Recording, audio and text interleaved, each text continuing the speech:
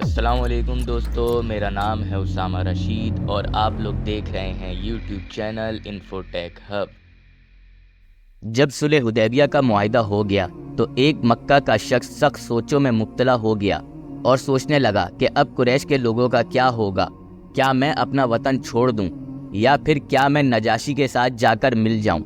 لیکن پھر اس شخص نے سوچا کہ نجاشی تو خود محمد پر ایمان لے آیا ہے، تو کیا میں رومیوں کے ساتھ جا کر مل جاؤں۔ لیکن پھر اس نے سوچا کہ اس طرح کرنا تو میرے دین سے پھر جانا ہوگا۔ دوستو، یہ جو شخص سوچ رہا تھا یہ اور کوئی نہیں، اللہ کی تلوار خالد بن ولید تھے۔ اب جب صلح حدیبیہ کی شرائط کے مطابق رسول اللہ صلی اللہ علیہ وسلم اپنے ساتھیوں کے ساتھ عمرہ کرنے آئے تو خالد بن ولید مکہ کے باہر ایک پہاڑی میں جا کر کچھ ٹائم کے لیے بس گئے۔ جب مسلمان واپسی مدینہ روانہ ہو گئے تو خالد بن ولید نے مکہ واپسی آنے کا فیصلہ کیا۔ جب آپ واپسی مکہ آئے تو ان کو ایک خط ملا جو کہ ان کے بھائی ولید ابن الولید کی طرف سے تھا، جو کہ حضرت محمد صلی اللہ علیہ وسلم نے پہنچوانے کہا تھا۔ اس خط میں لکھا تھا کہ شروع اللہ کے نام سے جو نہایت رحم کرنے والا ہے۔ میں حیران ہوں کہ آپ جیسا ذہین شخص اب تک اسلام کی نعمت سے غافل ہے۔ اسلام کی حقیقت کسی سے چھپی ہوئی نہیں ہے۔ رسول اللہ صلی اللہ علیہ وسلم نے مجھ سے پوچھا کہ خالد کہاں ہے؟ میں نے ان سے کہا کہ اللہ خالد کو ہمارے پاس لے آئے گا۔ پھر رسول اللہ صلی اللہ علیہ وسلم نے فرمایا کہ اتنا ذہین اور قابل آدمی اسلام سے زیادہ دیر تک دور نہیں رہ سکتا۔ اگر خالد اپنی ذہانت اور تجربے کا استعمال مسلمانوں کے لیے کرے تو وہ بہت کامیاب رہے گا اور ہم خالد کو عزت ضرور دیں گے۔ میرے بھائی، یہ بہت اچھا موقع ہے، آپ نے جتنی غلطیاں کی ہیں ان سب سے معافی مانگ لی جائے۔ اب جب یہ خط خالد بن ولید رضی اللہ تعالی عنہ نے پڑھا تو ان کو اندازہ ہو گیا کہ رسول اللہ صلی اللہ علیہ وسلم نے میرا حال احوال خود سے پوچھا، اور اگر میں اسلام قبول کرتا ہوں تو لازمی مجھے مسلمانوں میں عزت دی جائے گی۔ اب خالد بن ولید مکہ سے مدینہ کی طرف اسلام قبول کرنے کے غرض سے نکلے تو راستے میں آپ کو حضرت عمر بن عاص رضی اللہ تعالی عنہ سے ملاقات ہو گئی۔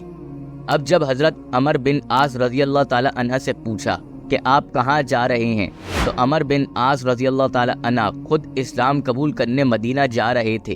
ان کی بتانے کی ہمت نہیں ہو رہی تھی، لیکن پھر خالد بن ولید نے عمر بن عاص کو بتایا کہ وہ اسلام قبول کرنے جا رہے ہیں، تو حضرت عمر بن عاص نے بھی اپنا یہی ارادہ ظاہر کیا اور دونوں پھر مدینہ کی طرف چل پڑے۔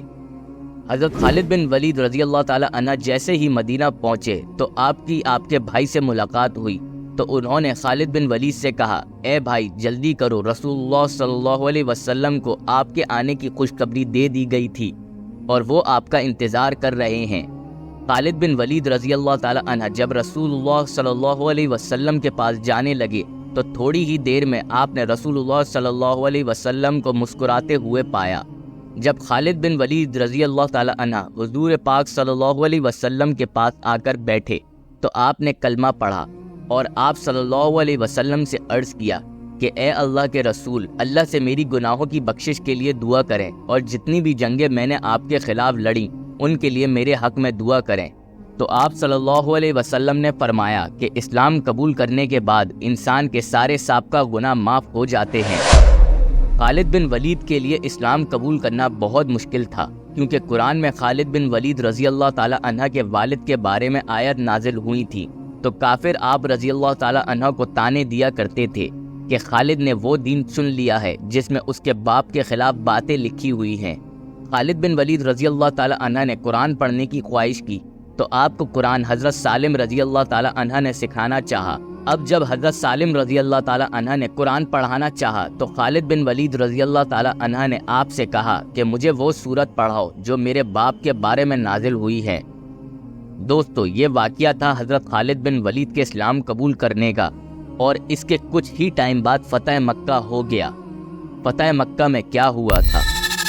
اگر آپ لوگوں کو ہماری یہ ویڈیو پسند آئی ہو تو لازمی ہمارے چینل کو سبسکرائب کر دیں۔